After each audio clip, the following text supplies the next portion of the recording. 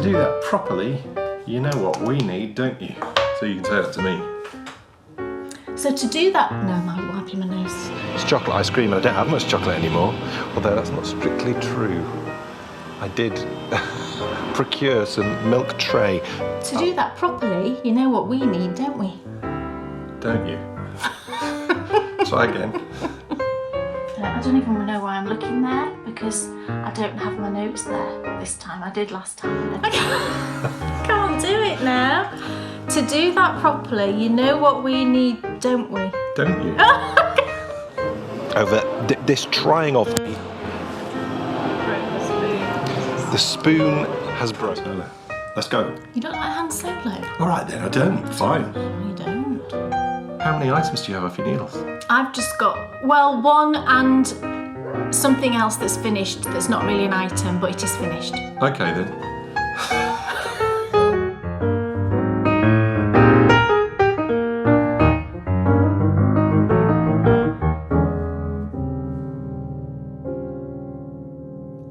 Welcome everybody to episode 119. Yes. Do you know what? It sounded like you say, welcome everybody to the news at 1. I know. I did sound like feel a a bit. newsreader. I did feel a bit like that. Could I be a newsreader? Absolutely. Do you think? It'd be great. I'd watch. I could be a newsreader. Considering I've not watched the U's in years. The U's. The You've not U's. watched the U's. I love U's. I love all of U's. That's terrible. It's a big episode, and I'll tell you why. I'll tell you for why. It's because I'm not interested. No. Of course I'm interested. Of course I'm interested. I miss Miranda. Yeah, it's a brilliant series. Have you seen Miranda? I'm sure you'll find some on YouTube if you haven't seen it, and maybe it's on some streaming services. Very here and funny. there. If you've never seen it, it's really worth a watch. I think it was of its time. It was. And I wonder now if it's still fun. Well, it's still funny, but we've seen it so many times that it kind of Not in a loses long the time. funny, does it? We've not Not seen in it a long time. No, we haven't. That's true. But it's a big episode because I finished a jumper and a hat. I finished something too. And not only that, I've cast on a new jumper and a new hat. It's not a jumper. Okay, it's a cardigan. Sorry. Now, is that right? So would everyone across the world? Yes, of course they would. But would they say cardigan? I think so. Right. I think actually some people... I've heard when I listen to the Yarniacs sometimes, they refer to things as sweaters and it might be a cardigan. So I think that's kind of a universal thing, calling something a sweater, but it might be a cardigan. But I think generally we all call cardigan a cardigan, I would say. So, oh my goodness, talk about garments. It's shocking. But not only that, I can't believe that we've come to the end of the series of the picture show. Yeah. And it's a big one today because... It's a really good one. Well, I hope so. Think so. Because what we wanted to do in today's show is obviously go and review another film. We did. Which we did. And it's a cracker. Yes, it really is. It really is. Unexpectedly so. Yes, absolutely. Unexpectedly cracking, most definitely. And, you know, you'll see all that later. But also, there was a lot to get in with regards to the cinematic history that we began in episode 2 last time. There was. So it's a slightly extended little bit of exploring old cinemas and also what we thought might be quite fun. It turns out Darlington is very original in the fact that it had so many cinemas. And that was all, as we found out last time, because of the railways. So what we've done as well today, and you're going to come with us, is we've gone to explore how that all started. And we did actually covered the birth of the railways in episode 37, but what we didn't do is we didn't go to this particular place, which is like super cool. Because it was kind of inaccessible. It was also kind of horrible. It was kind of horrible and run down and in a bit of a dodgy area, which it still is, but it's now been rejuvenated. So it was absolutely wonderful for us. Funny in a way, because it was sort of a new adventure. It was, yeah. The thing is, we could never... I mean, it did set me thinking, though. Doing this whole picture show series and looking at the town and finding things out about the town, I mean, just the most fascinating things. We found this huge, great building that's actually... You don't see it in the picture show later because it was a little bit further up the road. Yeah. It's this massive building, and you look at it and you're like, hold on a minute, that's a stately home. It looks in like the middle of a town. A sort of mini stately home, it really does. Well, when it was full size... It wasn't mini. No, and It was it's a big called a mansion, isn't it? The name of it is something mansion. It was a big stately home, and basically it was the person who financed the birth of the railways. It had a boating lake. Oh my goodness. And the park, I then went for a run a couple of days after we'd done the film. I thought, I'm going to go explore some of this. And it's just fascinating. And I think what I would say to all of you is, no matter where you live, if you sort of look up a bit and you look around, because that's the trick. Because as we sort of covered a little bit last time, it's funny, isn't it, how modern society focuses everything on eye level. Yeah. And as soon as you raise up, Yeah. you start seeing sort of little snippets of the past. We've found out so much. Now, we know that, we always forget to say what we are wearing. We do always forget. And, it's not very often that I've got something on, to be honest. But it is we've both quite got often. something hand knit today, which is a change. It is quite often I that normally Kay get too has- hot when we're recording. Well, we probably will. I'm all right today, actually. It's fairly often that Kay does have, something hand knit on. We always forget to say, and then we always get loads of messages, understandably asking what it is. So today we've We remembered. won't forget. What are you wearing? I am wearing my Duchess of Devonshire shawl, which was a design, one of my first designs actually from ages ago, and I wear this a lot. And I knit it with Blacker, it's my favourite yarn, Blacker Swan 4-ply in the gorse colourway. It's just one of my favourite things to wear. It's so soft and lovely and snuggly, and I just love it. So. And such a shame that the one that you've just been seeing pictures of ended up in the washer. Guess what happened? I knit that second one with, I can't remember the exact yarn, I think it was like a Debbie Bliss. It might have been like Debbie Bliss Merino 4-ply or Rowan or something like that. It was a superwash yarn in the two colours that you saw, and it somehow got scooped into the wash, and I don't wash anything above 40 degrees, so I know it didn't go above 40 degrees. And I was taking the wash out and I saw it and I thought, oh no, but then I thought, oh, it should be okay. It wasn't. It had really felted, it was stiff. Disaster. And really felty, so What a I shame. had to get rid of it, unfortunately. What am I wearing? Well, it's my favourite thing, to be honest. Is it really? It's the one that I wear the most, All right. if you think about it.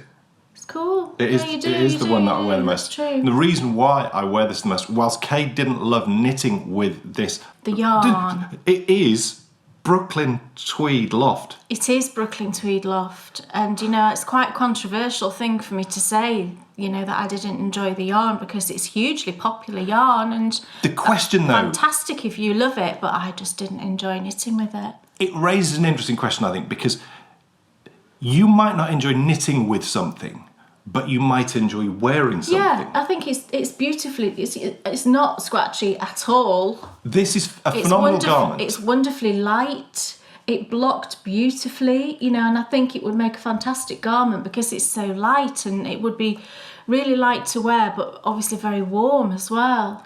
What is so brilliant about this is I've worn this on a warm spring day and been fine. And, equally, if I'm going out in winter and I've got on a big jacket, it's perfect because it's so, small at the back. So there's no bulk.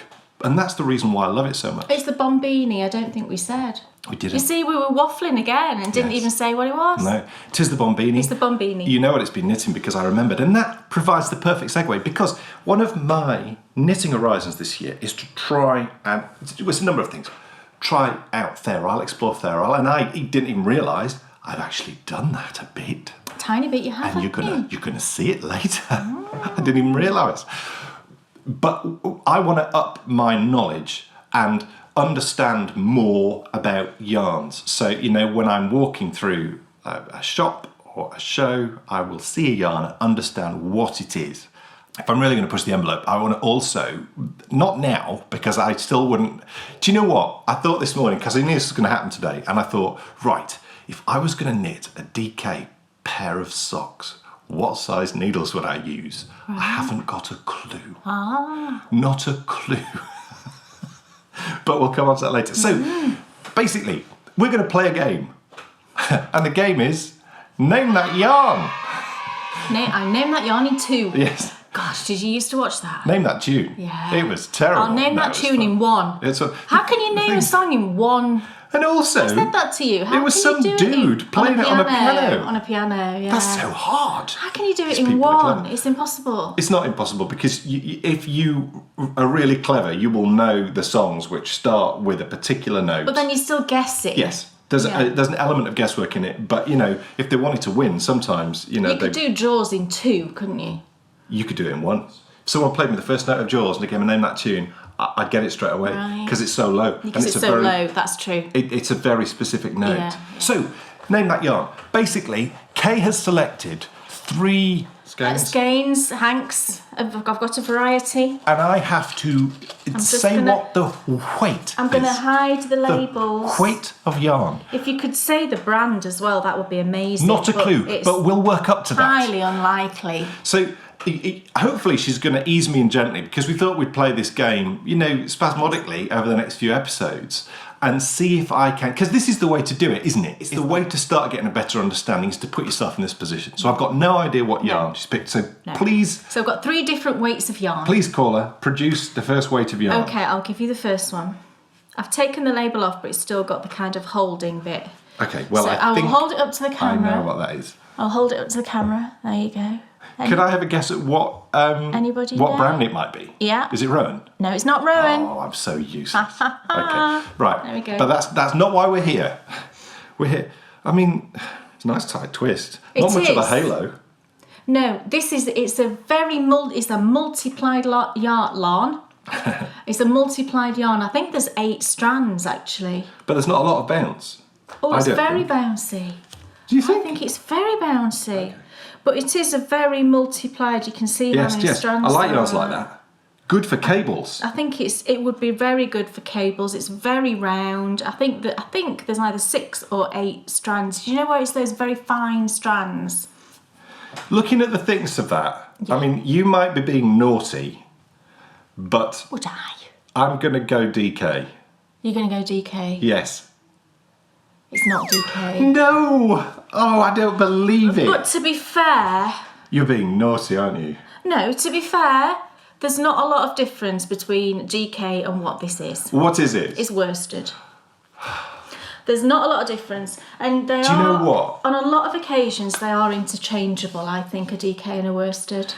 You're clever because this raises a really valid and important point, and that is, I have got no idea. I think I could pick a DK, he says after saying that was DK. I think I've got a fair idea when I go into a shop if it's a DK. But worsted, I wouldn't have a clue.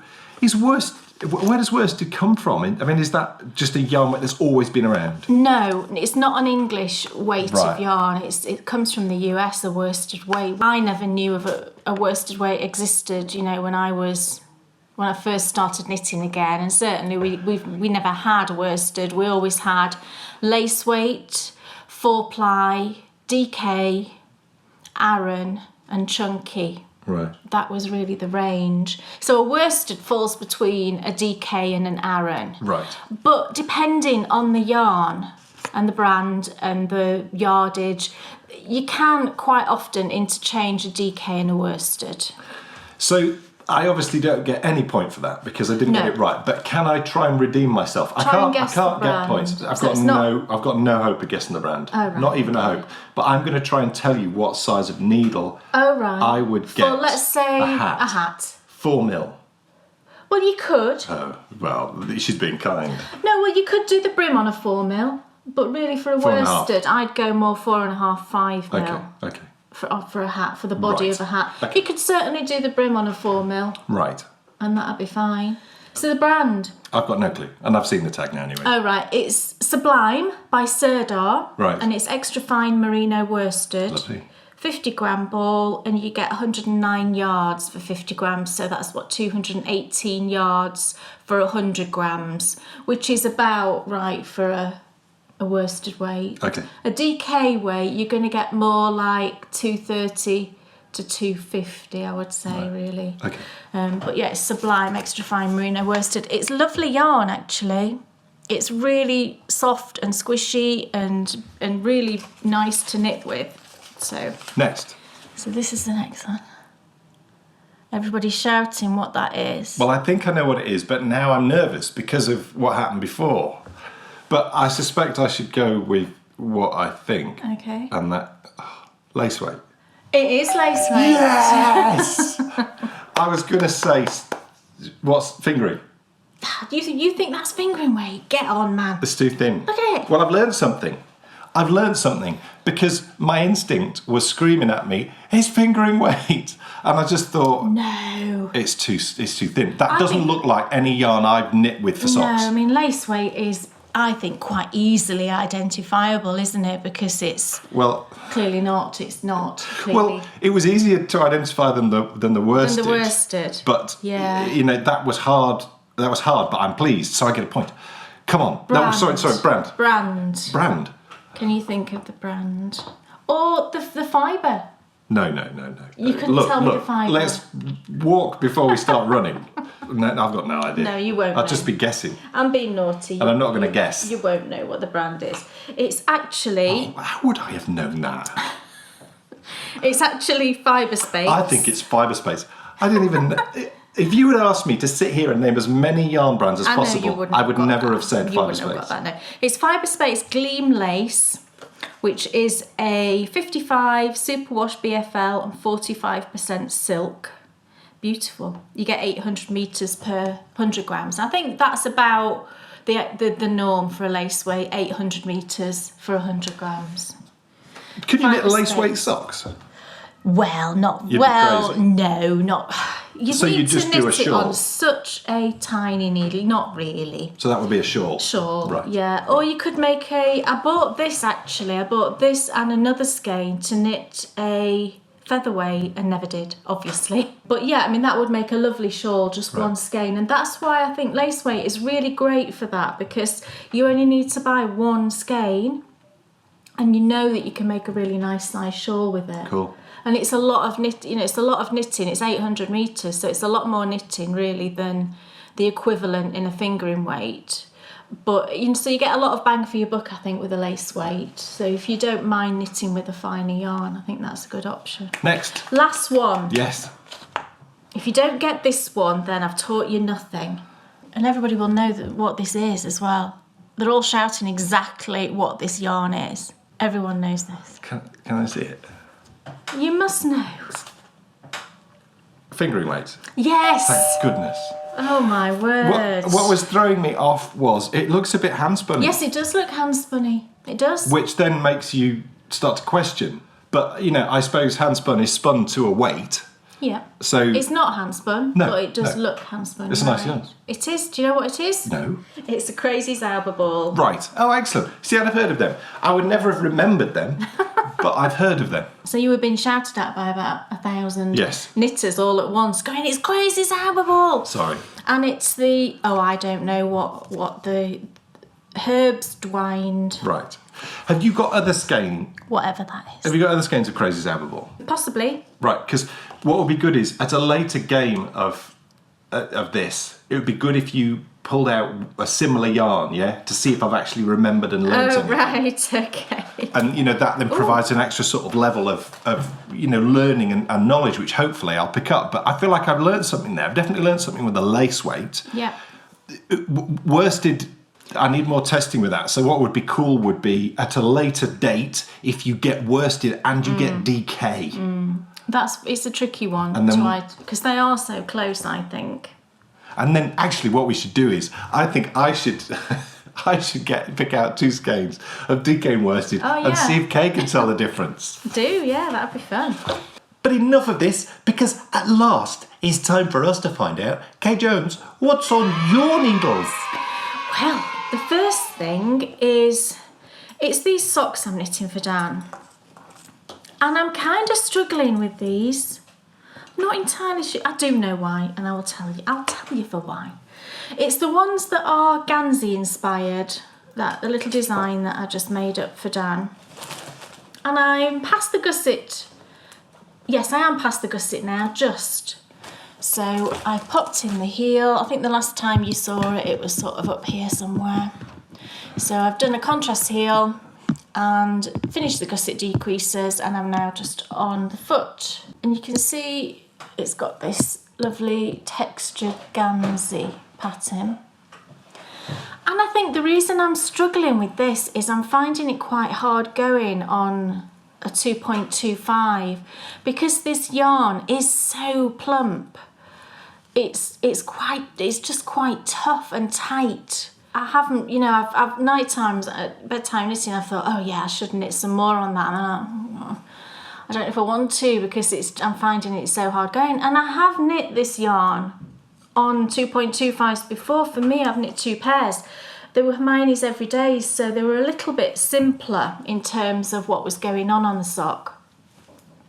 And maybe, I don't know, and I can't recall having issues with it before. It just feels really tight. And I think it is coming out quite big as well. I am a bit concerned that it's going to be baggy.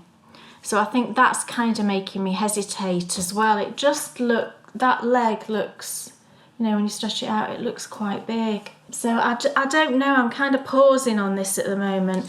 The yarn I'm using is the Uncommon Thread Tough Sock. It's an 80/20 superwash BFL and nylon, and you get 365 meters for 100 grams. And I'm using 2 colours. The blue is leaden and the taupey browny colour is smudge. And I love the yarn, you know, it's one of my favourites. I absolutely love it.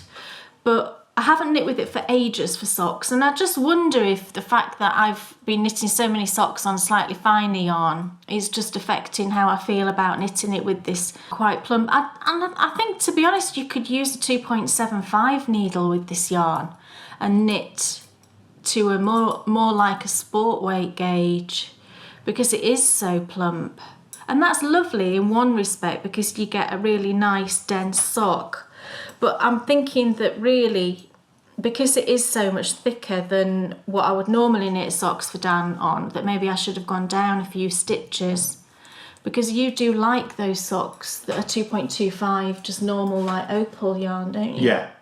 Because they're a bit tighter on his foot, and I am bothered that these are going to be baggy. Well, what I'll maybe do is get you to try this bit on. Right. Because I'm finding it quite hard going. Okay then, I don't think they'll be good. Because at the end of the day, you know, we should enjoy what we're doing, shouldn't we? And if we're not, then, you know, do something about it. Don't carry on with it if it's not giving you joy. And this one at the moment isn't giving me a huge amount of joy. And it's not because of the pattern, you know, I'm enjoying working all these textures. They're really pretty. And it's inspired by the Fisherman's Gansey. Something's making me pause, and usually, you know, I kind of trust my instincts on these things, and you know when something's right and when something's not right. And at the moment, this is, like I said, it's making me pause. So I'm thinking about, because I don't like ripping things out. If I start something, I like to carry on with it and I like to finish it. So I don't enjoy that feeling of thinking, I don't know if I want to carry on with that. I'm not convinced about this rib. I don't know that... I know that's a silly thing to be bothered about, I really like the rib. No, do you like the rib? I like the rib and I like the whole design. Oh, right. See, now You know, I love Gansey. Maybe Isn't Gansey fun? Yeah, it is fun. I think it appeals to my sort of desire to cable. Well, it's just knits and pearls. I've realised that, but it's creating interesting shapes and textures in fabric. I really like Gansey. I think that's fun. I've been researching Gansey recently, actually, you know, and all these different textures represent things within the kind of fishing world, fishing community, and, you know, the wives... That's even cooler, isn't it? Mums used to... When there's things in it which actually mean something, it's like a language in your socks. It is, yeah. Or your jumper. Because, you know, there's certain stitch patterns that represent the cobbles going down to the beach, and the fishing nets, and lobster pots, and flags on the boats, and all kinds of things. Very reminiscent, ladders. this, of Egyptian hieroglyphs. There's one called Marriage Lines that I really like, which is just basically a zigzag, and it represents the zigzagging life of a marriage. You know, you have your good times, your bad times. So I really like the way that it represents you as a person in a knitted garment. And there's ones, they used to knit ones that was like a marriage jumper, so it was like your Sunday best kind of thing. Right. And sometimes they were a paler colour, because quite often Ganseys were like a dark blue, a dark colour. But the ones that I saw in a book that I've been reading, the sort of marriage, the Sunday best ones, were like a paler colour, you know, like more like a pale grey or a natural sort of colour, with different designs on. Like there was lots with hearts on, because it was a marriage thing, and then there was the marriage lines and all things like that. And I really like all that symbolism. I think it's lovely. Yeah, definitely. So maybe I'll carry on and persevere. I think you should. So, yeah, I think they look great. Yeah. It could be like bedtime socks. Well, I have been knitting them at bedtime, haven't I? No, I mean for me. Right. Well, that's true. Actually, they could be, even if they're a bit big on your feet. You could just. Well, have all them my as bedtime house. socks are big. Yeah, as house socks. Yeah. So yeah, we'll see. We'll see. Hopefully, yeah. Maybe I'll persevere with them. Good. Dan Jones. Yes. What's on your lovely DPM needles? Yeah, look at this. Wow. It's a whole new jumper. Neil, I spoke about this. Was it last time or the time before? My new colourwork cast on has begun. And little did I know that right there on the sleeve, for the first time ever, I was going to do colourwork with 3 yarns at the same time, which Kay says... 3 colours in a row. My understanding is that if you've only got 2 colours in any one row, it's colourwork, it's stranded colourwork. But if you've got 3 colours in any one row... Or more, I suppose. Then that's Fair Isle. So that's my understanding anyway. Well, brilliant start, I've got to say, because it was a definite upping in my abilities of yarn management, which did result in a certain amount of twisting. I didn't even know you were doing that. You never told me. But I'm perfectly happy with the gauge, and I see 0 puckering. Oh, it looks very good. It's the perfect start, I think. And, there's an element of me which is persuading myself this, because what I'm now at is the point of knitting the sleeve, the first sleeve. And I'm totally cool with that, because I've obviously knit a few sleeves now. Woohoo! There's not a lot going on this sleeve. No. And that does bother me slightly, because I'm concerned I might get bored. But I've hardly done any of it yet. But what I did was I worked out where all the increases are, and I've sort of made notes, and so I'm going to tick them off as I go. And I'm sort of hopeful, because the increases go right the way up to round 62. Right. I'm really hopeful that the fact that that's going to be quite a hefty chunk of knitting, and I'm hopeful that will keep me interested. The fact that I'm knitting through to something rather than just going round and round and round. Yeah. Now, big improvements also. I'll show the yarn and talk more about this in a minute, but I just wanted to say a little bit about what I've tried to do to get around this whole pattern issue. First of all, this is a Tinker Knits pattern, and they are really well written. There's no problem with what's there, and there's no flicking backwards and forwards 28 pages trying to get different things. But what you of course do have is, because it's a jumper and because there's also children's sizes, you have masses of information for all the different stages. Whilst you could go through and circle, there's a number of different ways you could do it. But what I just thought, actually, you know what, I think I'll try.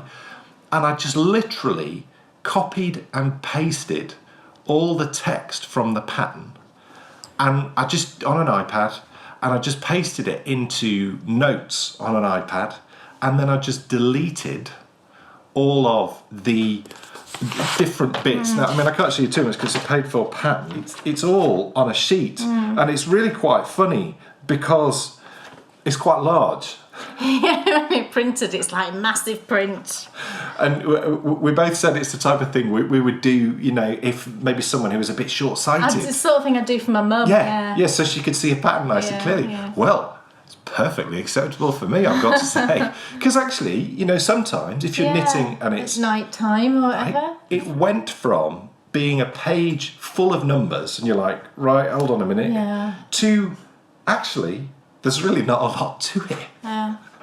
And the other thing I was able to do was I was able to get the chart, and I was able to just take a screenshot of the page and then trim it down and then just drop it straight in. So I've sort of created my own little pattern. So that's been massively helpful. And, you know, I'm going to do that for each stage of this. It is the clay quat, and the clay quat is named after Clay Quat Sound, which is an area of Canada. Correct. Cool.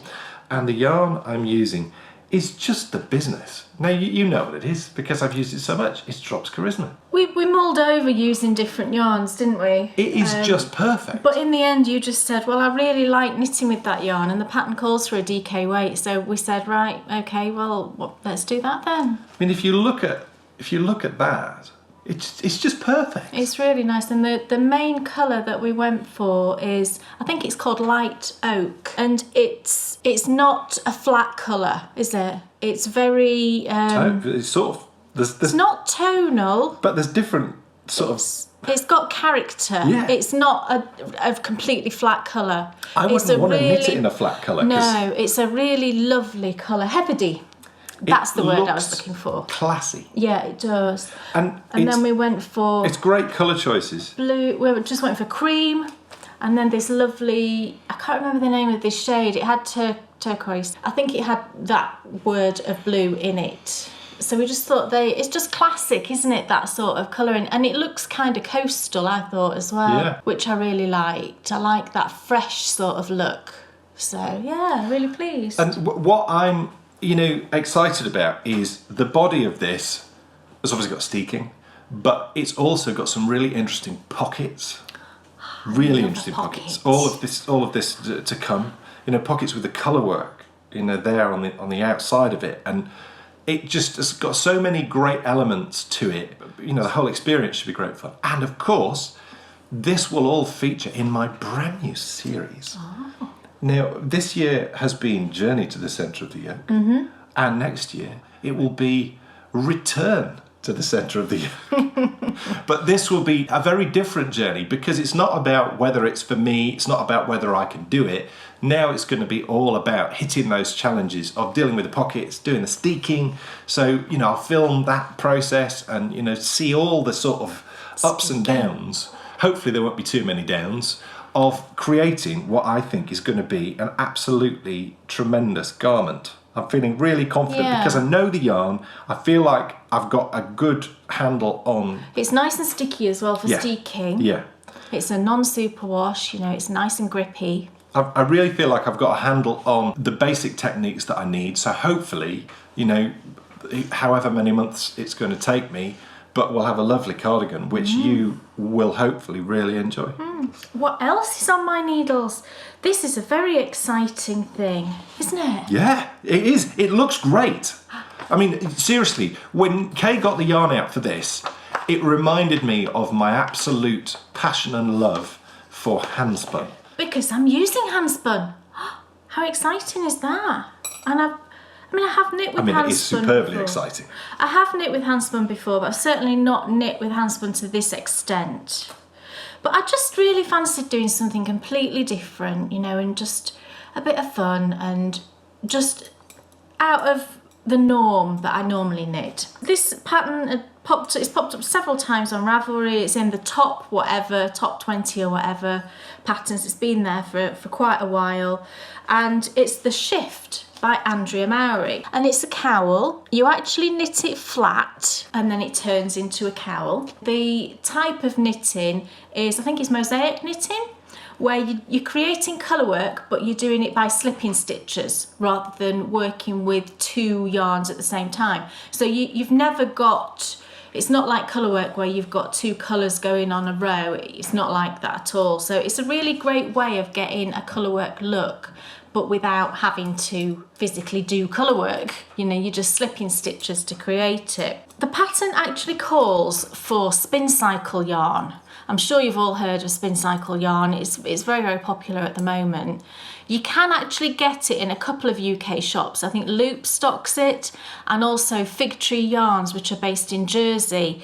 They also stock it. I don't know whether they've physically got any stock in at the moment, but they certainly have it on their list of yarns. But we decided that we wanted to eat this month. Well, so The problem with spin cycle yarn is, and I've never seen it in person, it looks completely beautiful. I'm sure it is. I'm not going to deny that it looks beautiful. However, it's incredibly expensive.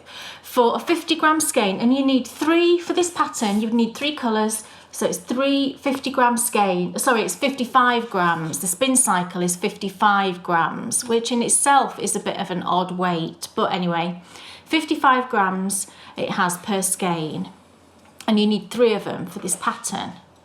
It's a sport weight yarn, so all of these things make it kind of tricky really to find a replacement, if you like, I think. The amount you need, so I mean, you'd need, if it's 55 gram skein, really, if you're trying to replace that with something else, you're gonna have to buy 100 gram skein, because 50 is not going to be enough. But I know in this country, for me, I looked it up on Fig Tree Yarns, and for a 55 gram skein, it's £28.50, which when you work that out to 100 grams, it's over £50, isn't it? That to me it's double. I mean, I wouldn't even pay, I'd begrudge paying, you know, £25 for a 100 gram skein of yarn, and it's more than double that.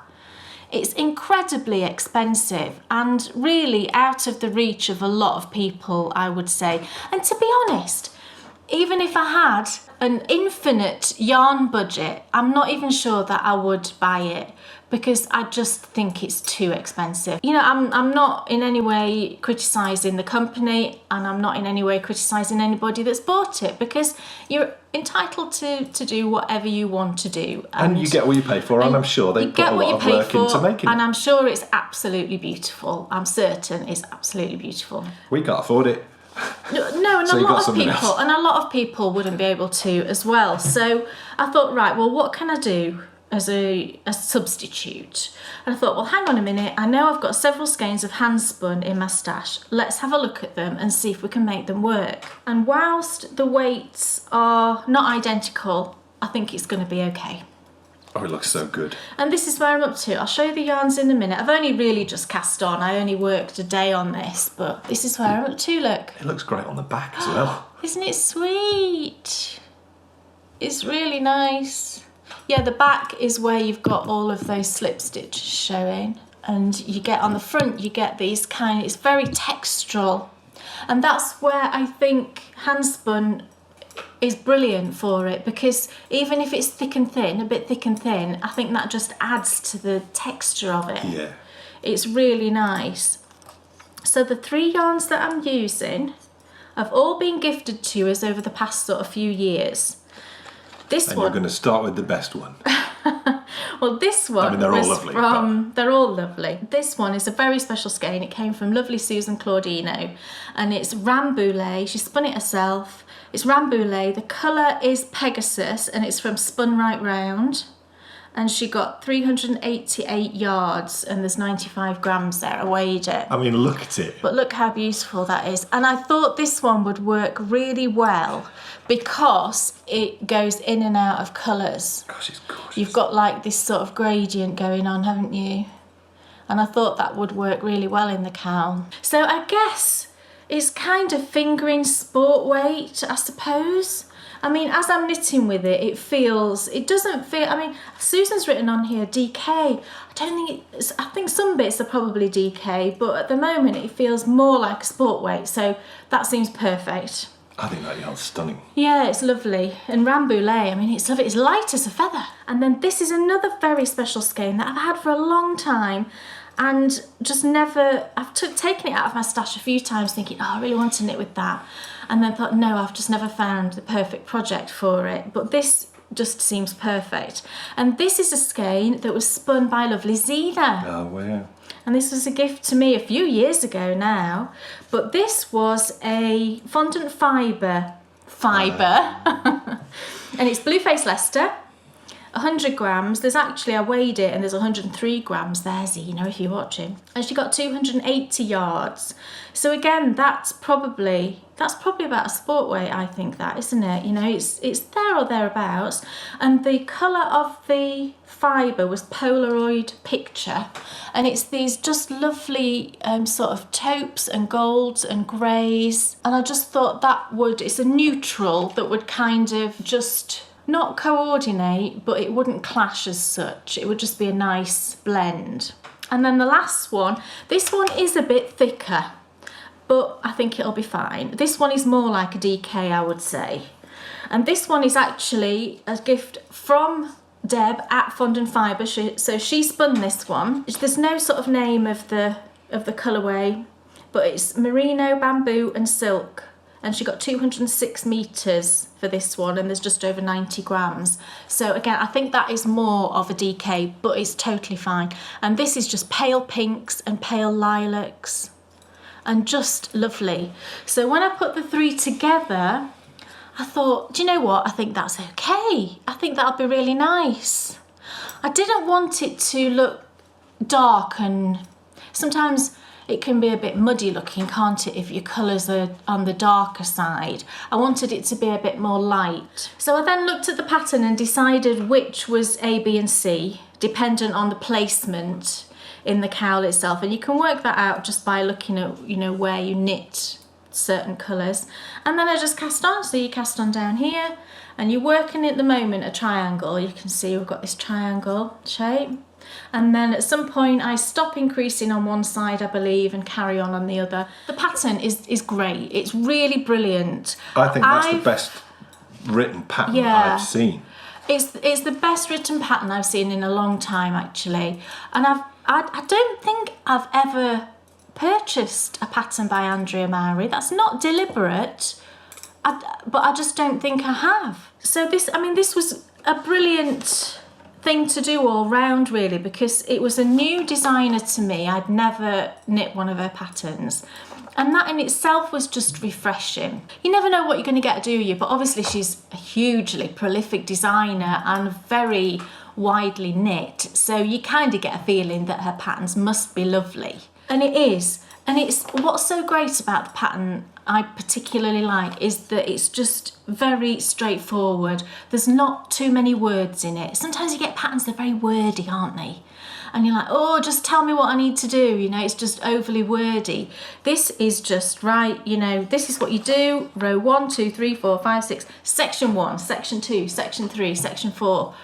Very clear, very well laid out. I really like the use of the bolds. A nice size font. Yeah, you've got things in bold that need to be in bold, and just nicely laid out. You know, some lovely photos. Not too many. Not too many. Brilliant. I cannot fault the pattern at all. I think it's fantastic. I mean, it's funny though, actually saying is not too many. You want enough photos so you can see what you need to do. And there is. Some patterns, I've got so many photos in, you daren't press print because you know it's going to totally ruin your printer ink. No, this was, I didn't print the main page, but it's 3 sheets front and back, which is not bad. And there is a schematic as well, which I always appreciate a schematic, especially when you're blocking it, because, you know, you can lay it out, can't you, when it's wet, and then you can block it to what the schematic says it should be. Mine might come out... I really like the hand. Yeah, and it's handwritten on. I mean, I did that on my dobbin wood. You know, I drew the schematic myself, and I hand wrote on all the things, because I quite like that personal touch to it, that handmade touch. And this is the same. It's got kind of, it looks like handwritten little measurements. Like I say, I can't fault it at all. And I haven't read forward in the pattern. I just got hold of it. I thought, right, ABC yarns, I know what I'm doing. Row 1, let's just cast on. And that's what I'm doing. And I'm just really enjoying I don't have to think at all. I'm like, right, okay, pick it back up. Where am I? I'm on section 2, I'm on row 4. Let's just carry on. And I'm finding that it's very meditative in the fact that I don't really have to do much thinking. And I think that's great. So really thoroughly enjoying it. Can't wait to have it. I think it's going to be fantastic. I love these sort of cowls where it's an unusual shape. It's not just a straightforward cowl. I've got a couple that are like that, and I think they're just really nice to wear, and I think this is going to be lovely. And it might not come out the exact size, but I think it's fine because it's quite a big cowl. It looks like quite a big cowl on Andrea. She's a very petite person, isn't she? But it does look like a nice sized cowl. So if it comes out a bit smaller, a bit bigger, I think it'll be totally fine. So highly recommend that pattern. Neil, not to flog a dead horse. I wonder where that comes from, that expression. Yeah, that's terrible. It's not going to be something pleasant, is it? What a nasty expression. It's not going to be nice. I'm never going to use that one again. No, and it is not. widely used. It is, Yeah, yeah. people use that a lot. It's the same design, but in the hat version. And I'll tell you why. Because I thought the sensible thing to do, and it is, I think, the sensible thing to do, I'm obviously going to be knitting some challenging colour work when I hit it on the cardigan. And there is a hat pattern which is the same colour work as on the cardigan, but just a bit smaller. And so perfect, isn't it, to do that in conjunction with getting going on those sleeves and working up to that colour work. So I'll probably knit one or two of these just to really sort of get to grips with what the design is. So it is, again, it's the clay quat, and they call it a toque. So it's the clay quat toque. Toque. I think they say toque in... Okay. Well, can I just call it a hat? Because it is a hat, and that's what we would say. So it's the clay quat hat. So what we've got here is we've got exactly the same design that's on the bottom of the sleeves here, which is great. And then moving up, we're then moving into the slightly more intricate and interesting design, which to start with feels slightly reminiscent of the it does. The grey colour that was on the Solier, not corrugated rib, but sort of like corrugated rib. I have already messed it up, but I fixed it. You did, you were tinking. I said to you last night, are you tinking back? I tinked back a row and a half. Oh, you didn't? I did. And then I knit it all back again. How can you go wrong on a 1x1? Because I just totally messed it up. Alright.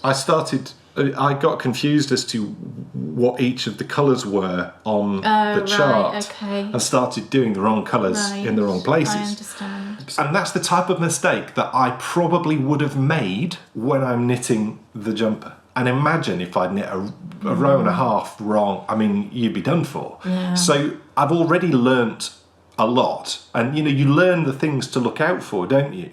And it's the same yarn, isn't it? It is exactly the same yarn. Drops Charisma, and we're using leftovers, aren't we? Yes. This is the great thing, we're using leftovers from the Solier. Yes. So we've got the mustard, cream, and a beautiful pink. Yes. Gorgeous colours. Yes, absolutely is. Oh, it's lovely. It is, isn't it? So, this, I'll be honest, I am missing, I think this colour work pattern will suit the garment more than it will suit this hat. Oh, right. Because I think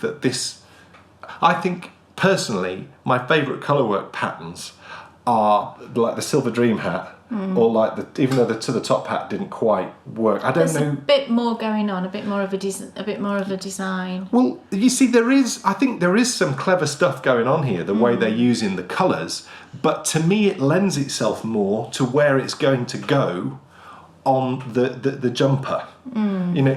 Cardigan. That cardigan, sorry. That design, going around the yoke, you can see why they've done that and why it's going to work and why it's going to look lovely. On a hat, it's going to look really nice. I'm going to enjoy knitting it, but I think I like the Silver Dream hat more, and you'll see the Silver Dream hat later. So it is the clay quat toque, and it is part of my plan to get ready for the top of the yoke when I start knitting that on the garment. But I'll be going into great detail on all of this in the Return to the Centre of the Yokes.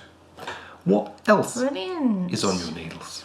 Oh, I've got a very fun and exciting pair of socks. Woohoo! If you remember, on the last episode, we spoke about a new knit-along. Oh, yes. Which is very exciting, and we've had so many lovely messages and excited comments in the Ravelry thread. People are just already really learning so much about all different... Kay keeps saying to me, have you heard of this person? Yeah, I know. Who's all that of these person? musicians that we've never heard of. There's loads of Some that we videos have. being linked. So if you want to have a look at all the different sort of genres of music, it's just been fantastic. Just go over to the chatter thread on the Ravelry group and have a look. But it's now that's what I call knitting knit along. And if you remember, me and Dan have gone down the 80s route. Absolutely. And in the end, I decided on a Nick Kershaw song called The Riddle. I don't know if anybody knows this song. Who sang Love Plus One? Haircut. 100. Was it Haircut yes. 100? Well done. Oh, look at her go. Was it really? Yeah, Did I you're get right. that You're right. She's right. Isn't she? Yes. That's amazing. Genius. I never get these things right. Well, we're talking about your era though, aren't we though? Well, I guess so. 1980s. Well, I was a teenager. So yeah, I've gone for Nick Kershaw, The Riddle. If you don't know the song, it was a brilliant song. I have linked it in the chatter group if you want to go and have a look. The video is bonkers, as a lot of 80s videos are. I showed it to Bryony and she's like, what's going on? What's he doing? Why is that person there? And why is there a man dressed up in green like the Riddler of Batman? I decided that the colours I was going to go for, there was that video, and then I was also drawn to Aha, Take On Me, of course, you know, is a classic, isn't it? And the video, as we all know, is that black and white sort of comic book style, isn't it? Yeah. Where he steps into it. Just fantastic video. And I think that actually spurred a lot of pop videos then to be done in that more black and white theme.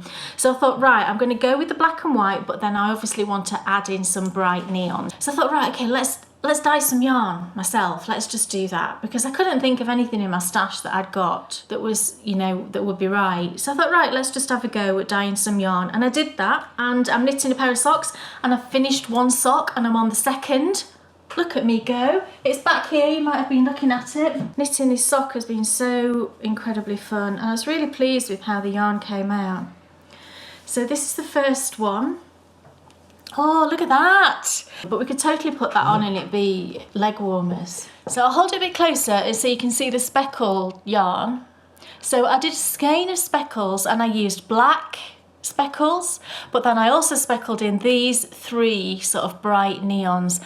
They're not technically neon dyes because I don't own any neon specific dyes because I'm not generally a neon person, but I just went for the 3 brightest sort of shades I could find. So we've got this bright pink, this vivid yellow, and then this turquoise. So can you see all the speckles? Oh, it's so fun. So I did these 3 stripes at the top. I did 8 rows of the bright colours, and then I did 4 rows of the main colour in between those.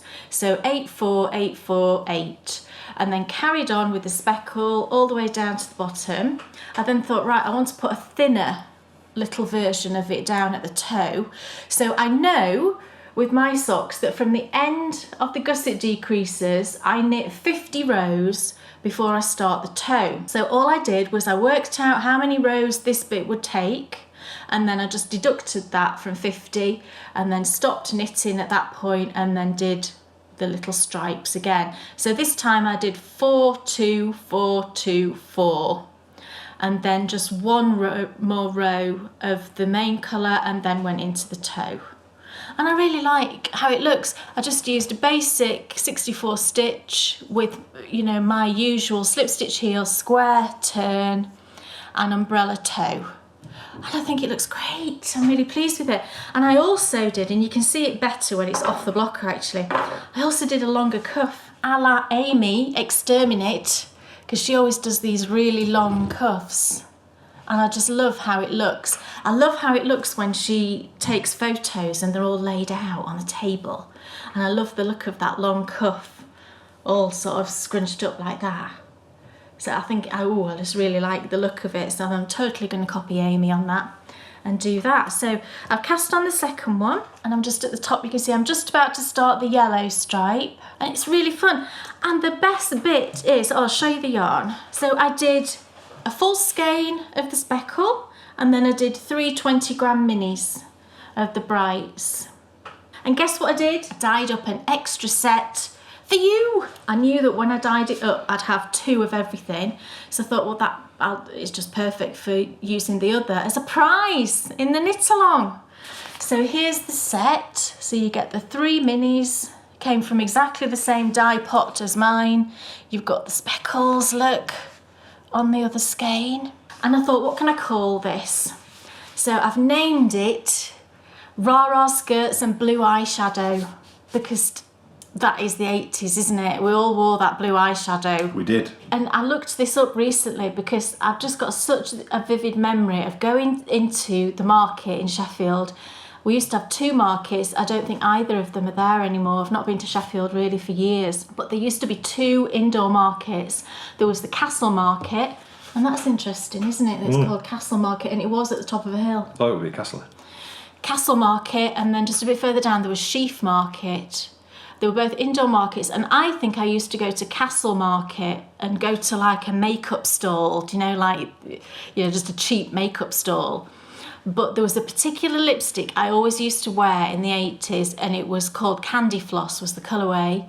So I thought, I'm going to Google it and see if I can find out who made it. And I think it was by Constance Carroll. But anyway, this is raw skirts and blue eyeshadow, and this will be a prize in our knit along, which is exciting. Cool. So yeah, second sock on the go, loving them. I'm sure it'll be finished very quickly because it's just so fun. Just so fun to knit. Yay! So, it's time for us to head back out for our final picture show of the series. So, we're going to be reviewing a whole new film, but first of all, you're going to join us in a rather salubrious part of town. Oh yeah.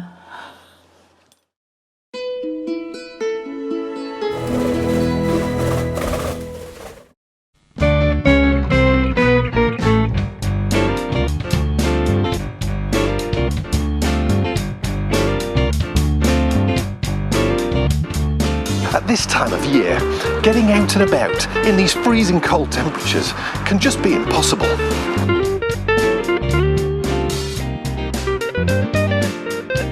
But there's one place where you are always guaranteed a good time. The cinema!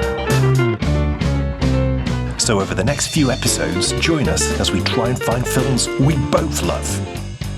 Along the way, we'll try some cinematic treats. And in the chair of truth, we'll give you our honest reviews. This is the Bakery Bears Picture Show.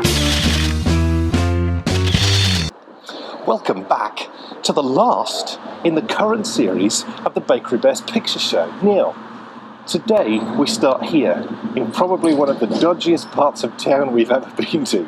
But what this is going to go to show you is how towns change as years progress. Because in 1885, this now is stone that's been put just on the outside of an original wall that still exists behind this wall, and it was a theatre.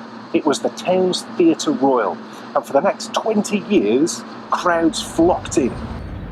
But as the age of cinema dawned and the Hippodrome Theatre opened in the town centre, the Theatre Royal started showing pictures instead of shows. After a major refurbishment, it opened on the 31st of January 1938 as the Regal Cinema, with Spencer Tracy appearing in Captain Courageous.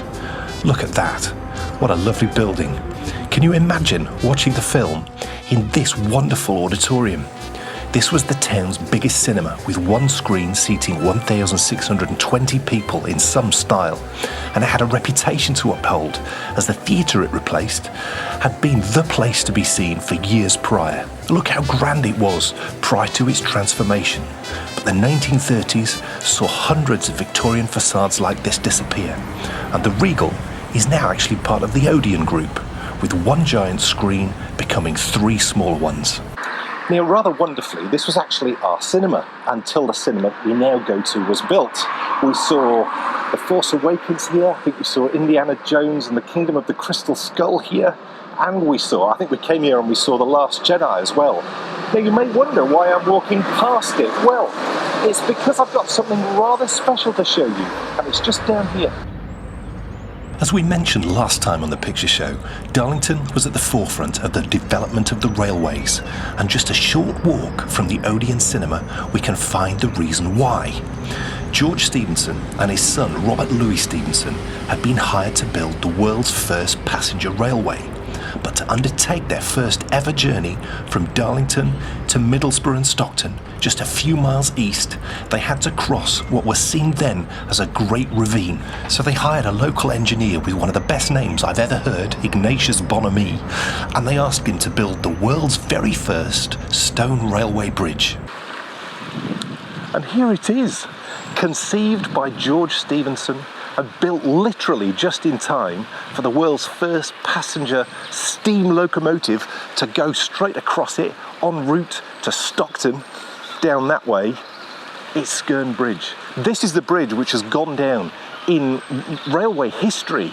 It's unbelievably famous, and we've actually visited here once before. We came here nearly 5 years ago on the day that the Force Awakens came for a walk down here, and then they've not. I mean, this looks amazing because it was dejected, downtrodden, and just covered in like industrial stuff. I mean, it's still not great, but my goodness, compared to how it was, it's an absolute joy to see it like this. But before we have a look around, shall we take a look at what it used to look like when it was first built? Would you believe that this is it? This was the 27th of September 1825, and a day that would change the world. The age of the railways, and you can actually see Locomotion 1 right there steaming across. There was space for around 300 passengers in open carriages, but they actually carried between 450 and 600 passengers, depending on who you believe. 40,000 people turned out to see this wonderful occasion, and you can see so many of them there in this wonderful picture by John Dobbin. Sadly, this picture is not of the occasion, because the first photograph ever taken wasn't until the year after, in 1826. What we're looking at is Locomotion 1, the same steam engine, steaming across the same line 100 years later. This was 1925, and the centenary celebrations of that first journey. And how does the bridge look after its facelift?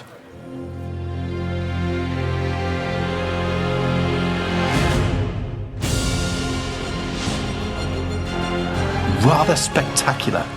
The arrival of the railways brought thousands of jobs. A rail line needed trains like these, built just a moment away from here in the North Road sheds.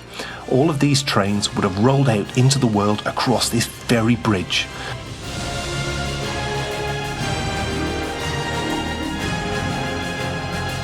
Skerne Bridge is so nationally important that for many years it appeared on the back of our £5 notes.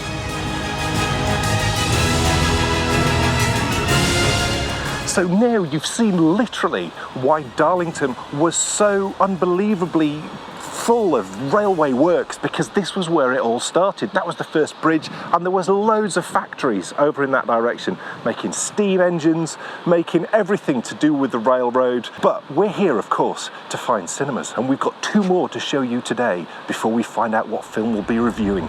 And it's just a short walk along the river to our first stop. The railways needed more than factories. They needed people to work on them. And that grand looking building just over there, next to that huge great hulking tower block, was the Technical College, and it was built in 1898 to train up the men and women who would work within the railway industry, whether that be making the trains or working on the trains. And next door to this rather gorgeous looking building was an ivy-covered gentleman's club. It was the perfect site for the town's most luxurious cinema. This rather shabby looking cinema opened in 1913 as the Alhambra Palace. They just claimed it was the most luxurious. It seated only 900, but it proved a popular spot as it was still showing films in 1950 when it changed its name to the Gaumont. It closed on the 15th of February 1964 with Christopher Lee in Pirates of Blood River, and we've actually seen that film. For the next 9 years, it was derelict until it was knocked down and an office block was built in 1973, and it still stands to this day, but sadly now that's derelict. I say, bring back the Gaumont. Finally, we make our way across town to our last stop. It's been an absolute delight to share these cinematic treasures with you, and this is actually only 5 of the 8 cinemas who serve the town. We've actually saved the one that's fascinated us the most over the years for last. And here it is. It's the last cinema on our journey, and I think that this is probably the one that is by far the most grand. You can imagine it, and I've got a picture to show you with the cars, 1940s cars parked out in front. But it loses a little bit of its lustre when you find out that the last film to be shown here was the Cannonball Run with Burt Reynolds in 1981. But look, it's the Majestic. Have a look at it. Its opening night was the 26th of December 1932 with Nancy Brown in Maid of the Mountains. This gorgeous cinema seated 1,580 people and it stayed open as a cinema for 49 years. In 1943, it was bought by the Odeon Group, who made the tragic decision to cover up its amazing architecture with these metal strips in the 1960s. The last film shown here was indeed the Cannonball Run, and it closed its doors for the last time on the 24th of October. So what is it now? Well, it reopened in 2008 as a snooker hall, but in 2014 it was renovated and turned into a theatre. As you can see from this inside shot, it's wonderful to see it restored to some of its former glory. What a journey! From 1885 right the way through to Burt Reynolds and 1981. And it's so wonderful to see at least two of those amazing buildings still in use today. But we have a film to see and a movie to review, so I'm going to find my co-host, who I'm sure will reveal all.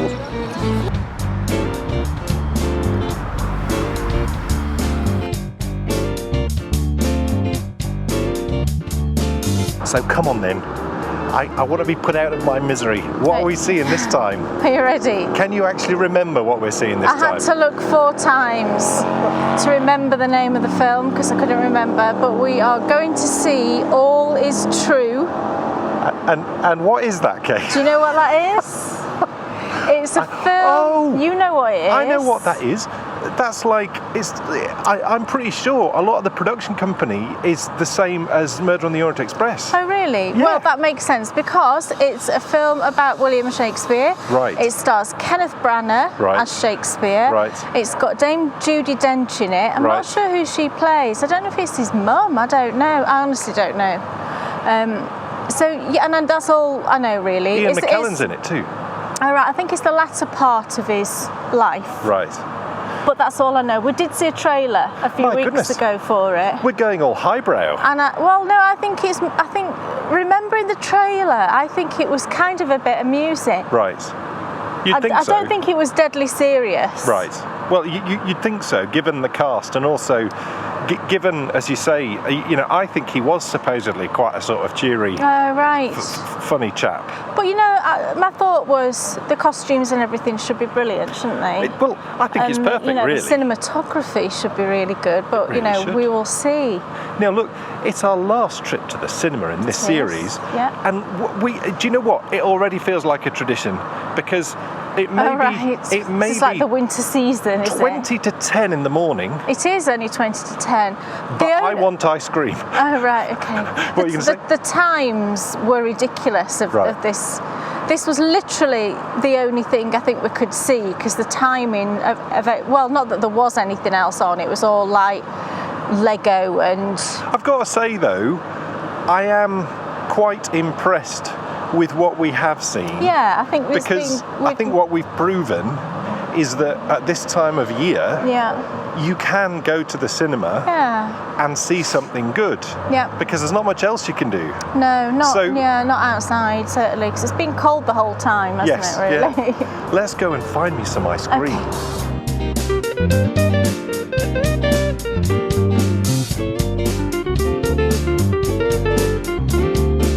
So the question is, can I actually get the top off this time? Oh, look at that.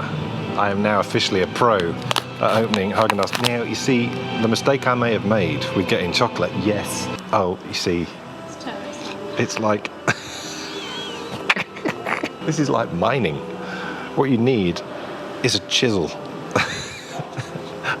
I've got some. It's because they put solid chocolate bits in. It's the same when I buy it and we get it at home. You see that? It reminds me of the chocolate ice cream that I used to get when I used to go on holiday. It is superb. What I've learned is I think I've decided I do prefer Haagen-Dazs to Ben & Jerry's. That's quite the statement when you consider I said that Haagen-Dazs was more of an adult ice cream. I've clearly grown up. Look, it's time for us to head in and find out if this film's any good. Let's go. So what exactly is this film about? Well, the year is 1613 and Shakespeare is acknowledged as the greatest writer of his age. But disaster strikes when his renowned Globe Theatre burns to the ground. Devastated, Shakespeare returns to Stratford, where he must face a troubled past and a neglected family. Haunted by the death of his only son Hamlet, he struggles to mend the broken relationship with his wife and daughters. In so doing, he's ruthlessly forced to examine his own failings as a husband and father. That's the film, and it's time for us to take our seats and watch it. So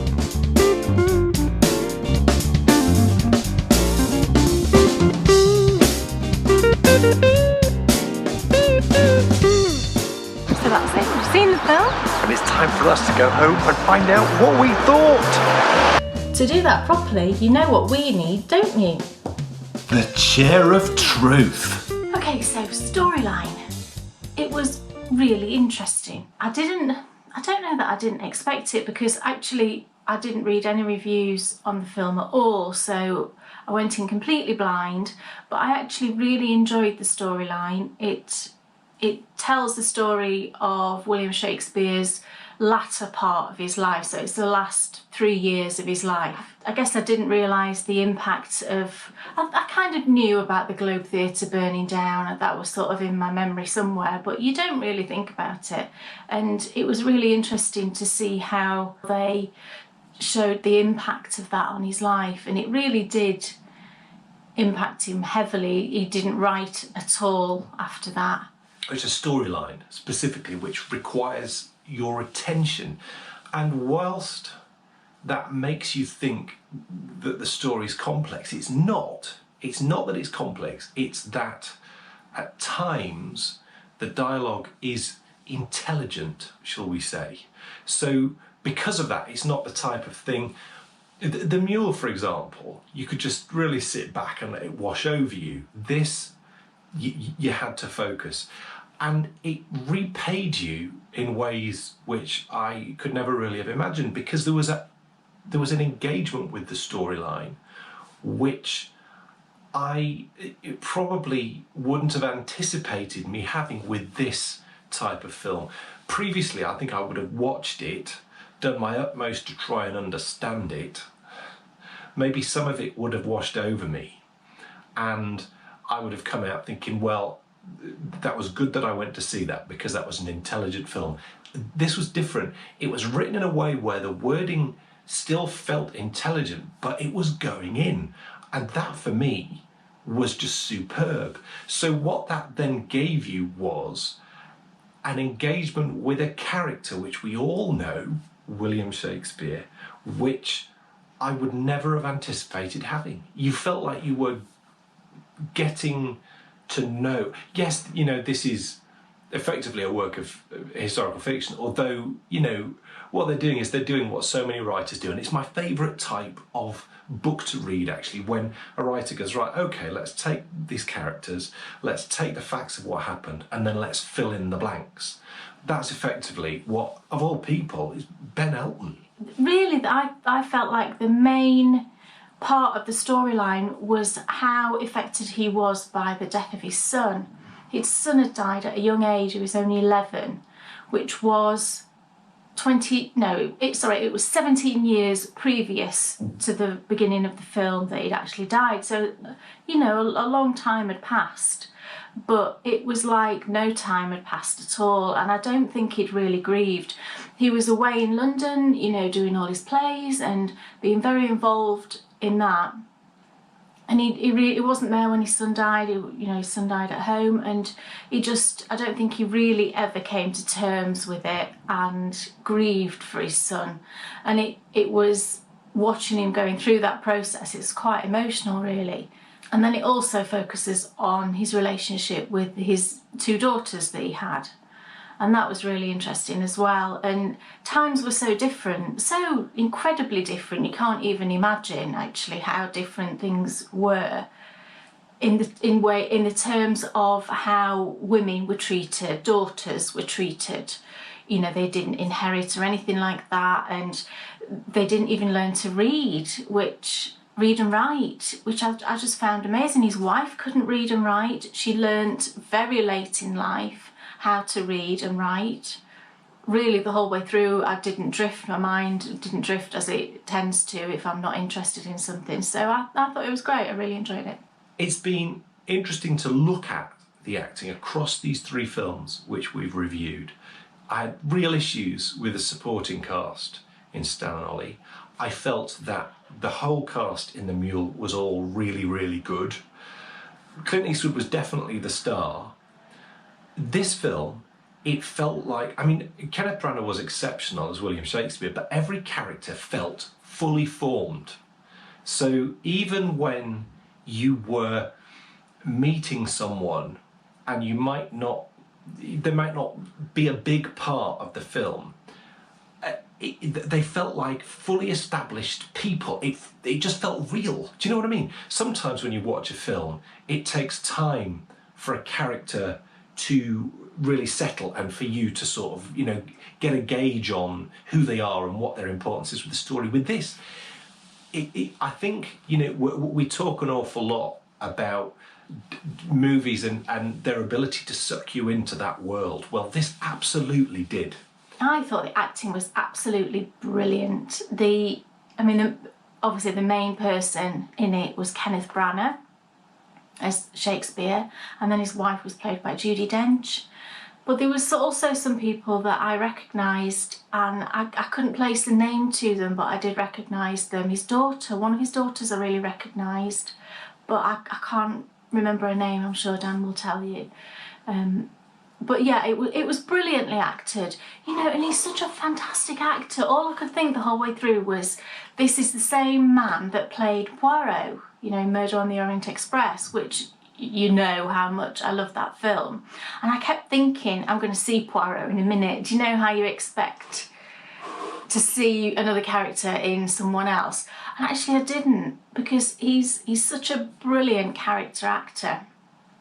He was completely believable as Shakespeare. I thought, obviously, I've no idea what Shakespeare was like, but I believed that he was Shakespeare. And Judi Dench was fantastic. I love Judi Dench. And she's another fantastic character actor.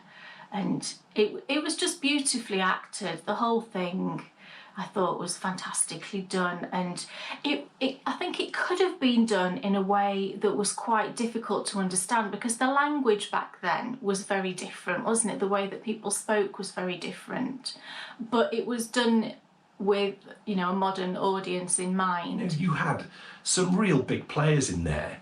You know, obviously Kenneth Branagh, who is just so great. Judi Dench, who just seems to be able to turn her hand to absolutely anything. Ian McKellen. It's the first thing I've seen Ian McKellen in for a little while, and I thought he was just superb. But then all the people who were, you know, around about Shakespeare and, you know, playing important parts in the film, his 2 sons-in-law were both excellent, both very different types of people. His 2 daughters were just absolutely phenomenal. So as far as acting goes, it was just perfect for me. Okay, so the music. There wasn't a huge amount of music, but what music there was there, it was kind of like the background music to certain scenes. It was very appropriate. It sounded like music from, not necessarily from that era, because it was obviously done in a modern way, but it was sympathetic, I think, to the time. It sounded very appropriate. And the music actually was, I found it sort of quite melancholy, is probably the right word.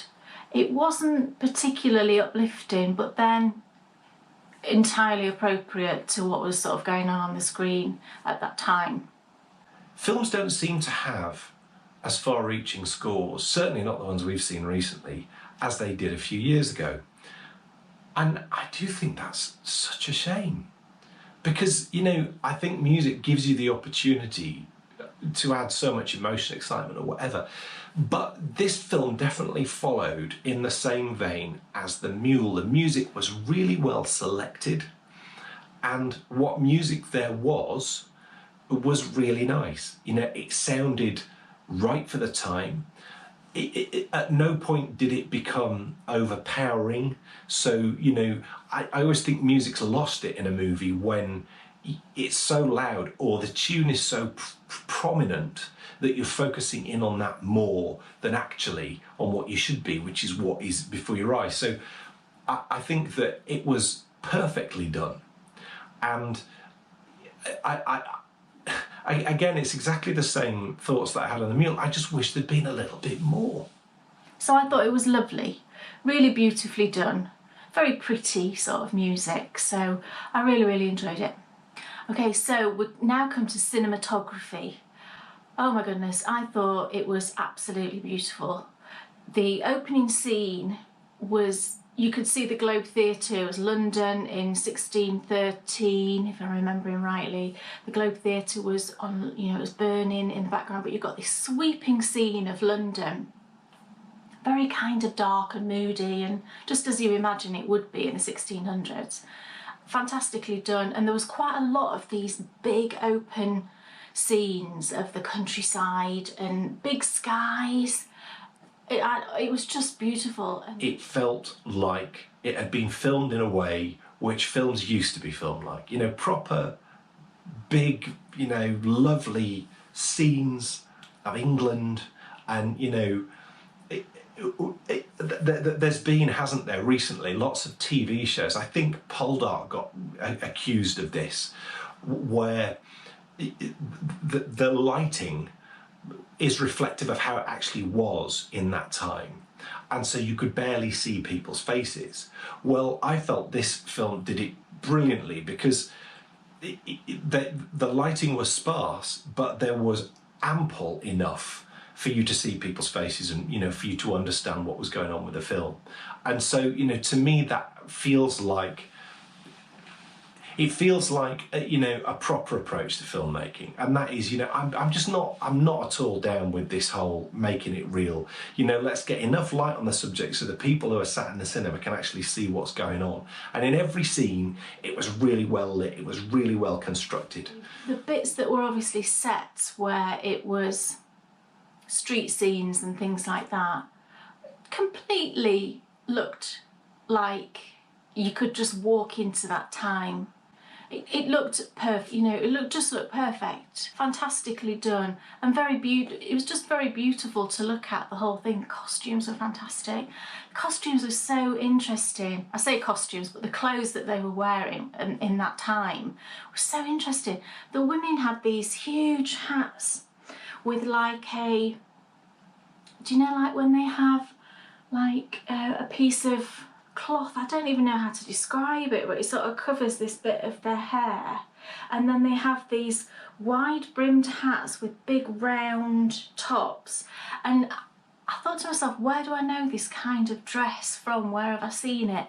And Dan said when we got back, he said, oh, it reminded me of the sort of founding fathers of America pilgrim look. That's exactly what it looked like, because of course it was a lot of people from England that went over to America in that sort of time, and they would have been dressed like that. The cinematography impressed me particularly when it was showing England. And, you know, just wonderful views of a horse rider riding into a village, and it's a massive expanse. You know, it's a really far back view, and you can see the village there, you can see the horizon, you can see the sun rising, and that sucks you in to a world, doesn't it? Because, you know, it's so engrossing, and it just sort of, it's not an attack on the senses, but your senses are so full, it just pulls you in. There was a lot of scenes inside William Shakespeare's house. Got this beautiful house in Stratford. I don't know where they filmed it actually, but it was a fantastic house. And the inside of it, I don't know that it was the inside of the actual house or if it was a set, but there was lots of scenes where it was in the evening inside the house. So of course, don't have electricity back then, it's just candles. And I think whenever I've seen films before, it's always been lit.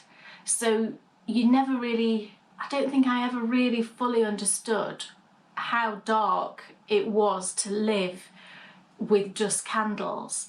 And the film showed that really, really well. It's probably my favourite out of the three that we've watched. And it certainly wouldn't be for everybody, but if you enjoyed Murder on the Orient Express, I'm sure that you would enjoy this. If you have enjoyed Shakespeare's stories before, I'm sure that you would enjoy learning more about Shakespeare. If you are interested in English history, then I would say it's absolutely worth a watch. So what did I think about it overall? I actually really enjoyed it. Did I expect to enjoy it? Probably not. Would I have gone to see this had we not been doing this? Absolutely not. I wouldn't have gone to see it. And I doubt really that many people in this town will be going to see it, judging by the fact there was only me and Dan in there in the cinema. And I think this is why this whole experience has been so good, because we've been watching films that we would not normally watch. How many stars would I give it? I've been thinking about it. It's a difficult one. I enjoyed it much more than Stan and Ollie, and probably as much as The Mule. So I'm going to go for 4 stars. I really loved this film. I would give it 4 stars out of 5. What an absolute gem of a movie. It was. It's one of those movies which I think you would sort of say is like an English crown jewel. Yeah, definitely. See what I mean? I do. Yeah, it was. I just loved it from the first opening scene. Very brilliantly filmed.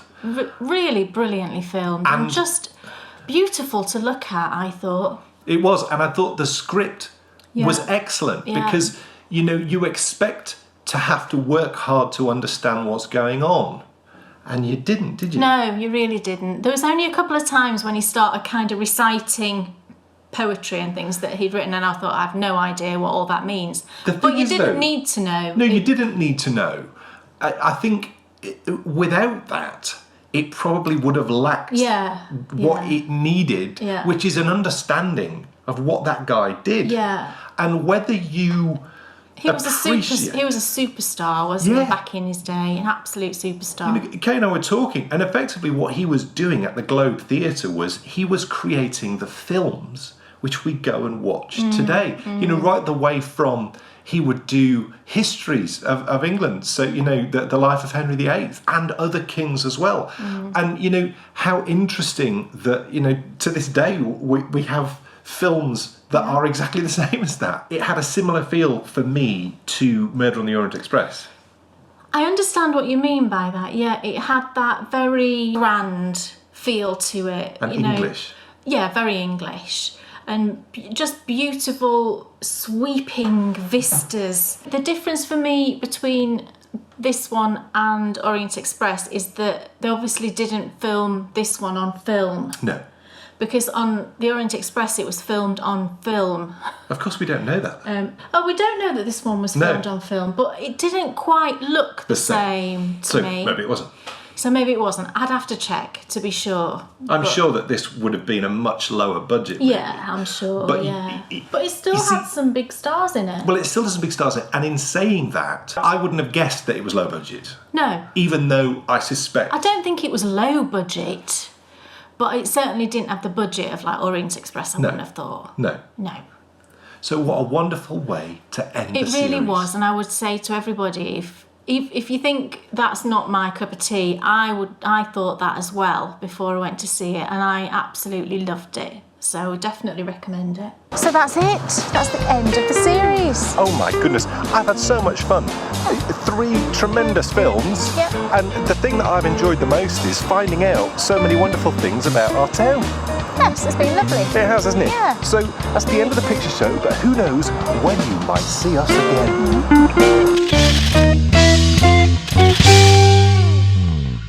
Well, do you know what? I did not anticipate that making the picture show would result in me having a greater understanding and interest in the history of our own town. True. Yeah. And, when you look at... It's funny, isn't it, how if you take entertainment like the cinema, you can trace as you know, I love history. And, really? Well, what I love about history... Who knew? History comes alive when it becomes relevant to you. And, you know, finding those relevancy routes can sometimes be quite difficult. You know, specifically when you're looking at the costumes that were in that film, it's quite difficult to sort of look at that and not laugh. It was. It was just the hats, the ladies' hats. Yeah.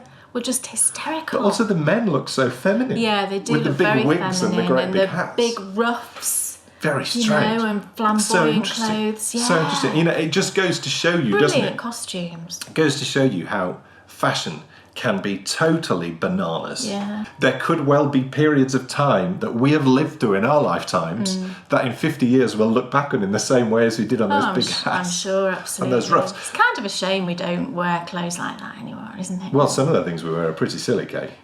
But we don't wear great big ruffs, do we? No, And no, that's true. knickerbockers or whatever they were called. But what has provided this engagement with the town's history is the cinema, how it links with, you know, we've shown you how it links with the railways, but also I never really stopped and thought, like the theatre, which, I mean, I never knew that was a theatre, and that was our cinema that we used to go to. So to realise that that was a theatre, it starts to then make you understand why it felt the way it felt. Because I would go, if those seats in that place were nice, Yeah, they're really uncomfortable. I would go there ahead of view. Yeah. Because, It's got a great atmosphere.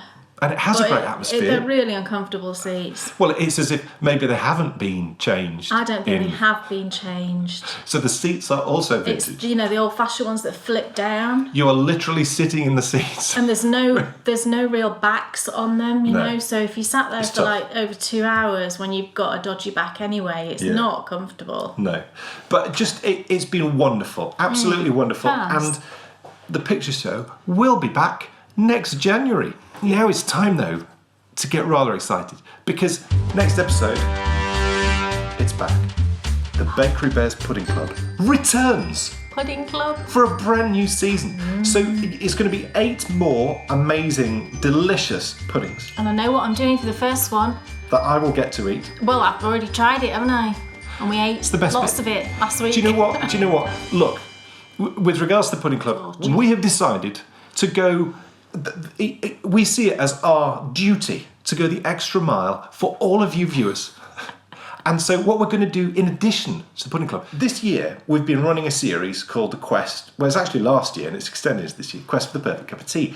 And we've really been shocked at how many patrons have got in touch with us and said how much they love that series and how much they don't want it to go away. Well, the Quest for the Perfect Cup of Tea was always a 12-long series because the point of it was to go around 11 different tea rooms, try the tea and scones, and then score it, star rate it, and pick a winner. So it will come to a natural end. But what we haven't done this year is we haven't gone on a quest for the perfect slice of cake. So what we're prepared to do for all of you is to travel across our county, trying hundreds of slices of cake, scoring them all out of 5, and then at the end of this year, we should be able to tell you exactly where you can find the perfect slice of cake. Oh, it's a terribly hard task. He said to me the other day, "You like cake, don't you?" I'm like, how long have we been together? Do you not realise that I like cake? I don't eat it very often, but, you know, that's not because I don't love it. What excites me, there's one thing that I haven't done since I was about 10, and that is go into Betty's and get the cake trolley over. Yeah. And that excites me greatly. Now, we went to Betty's in the quest for the perfect cup of tea, and their tea and scone wasn't great. But I can assure you this, their cakes are pretty darn good. They look good. The cake trolley looks good, doesn't it? So we haven't gone near it in years. So what we're going to do is we're going to travel to new places and to some we've been to before. But obviously, where we've not tried the cake, we're going to try cake. We're going to score it. And we're not specifying the cake, are we? It's not got to be a particular type of cake. It's so just long as got it's to sliceable. be a cake. Yes, it's a cake. You know, so not a pastry. No. You know, Cake. It's got to be a Proper cake. cake. You know, top, Yes. middle, bottom, lovely looking cake. But what is in the cake is. So by the time open. 2020 comes around, Bakery Bears patrons, you will know what the greatest slice of cake is in all of Yorkshire. Wow. County Durham as well. Yes, 2 counties. So, folks, such an exciting point in the Bakery Bears year. Pudding Club is back for everyone next episode, and for Bakery Bears patrons, delighted to announce that we will be not continuing, but it's like a sequel. It's the sequel series. We've done the tea. We've got the tea. We found the perfect tea, although we still have one more visit, and I think we found the place where we're going. Oh, we did spy somewhere. Looks interesting. Somewhere yesterday, didn't we? Yeah. I think we should finish with something that looks interesting, and it definitely did. We didn't know if it looked good or whether it looked dodgy. It looks like the first place we went to, aren't they? Doesn't it? It reminds me of that. Yeah, and that one turned out to be really good. It was excellent, with the best jam ever. Yeah. And actually, episode 1 of the Quest for the Perfect Cup of Tea is available for everyone to watch. Just head over to our watch page on our website and look for the Cup of Tea show, select episode 1, and you can all watch that one. It's time for us to find out, Kay Jones, what's off your needles? Well, I've got 2 things. I'll do the thing that's not really an official thing. I'm stunned. It is finished, and there's a reason I want to show it you. I've knit a swatch. It's not a very big swatch. Look, What's off your needles? It's a swatch. it's a swatch. Now that's what I call knitting. I think there's a couple of reasons I'm not a fan of swatching. One is that I just see it as not a waste of time, but I think, I could be knitting something that, I'm actually going to use kind of thing. Do you know what I mean? And then also, I think that sometimes, even if you knit a swatch, the gauge that you get in the actual thing doesn't match your swatch. So I thought for this particular thing, it's to do with one of my knitting horizons, and it's my pyjama cardigan. And I've been thinking about this and pondering, and I've had lots of lovely suggestions from people. Because I'd been enjoying the Andrea Mowry pattern so much, if you remember, one of the patterns that I thought about was the Rose cardigan, also by Andrea Mowry. Now, again, that pattern calls for a very specific yarn, and again, it's a sport weight. However, what I did was I did the yarn sub thing, where you go onto the website that's called Yarn Sub, you put in the yarn that you want to substitute, and then it gives you a load of suggestions. One of the yarns that came up for a substitute for I think it's La Bien-Aimée that she uses, the sport weight, was this one, and it's by Fildar, which I think is a French company. I'm not entirely certain. It looks like French writing. I think it's a French company. And it's the Filatello yarn. So it's this one. And it comes in these lovely colours. And you get, for 50 grams, you get 178 yards. So that is a bit thicker than a fingering weight, isn't it?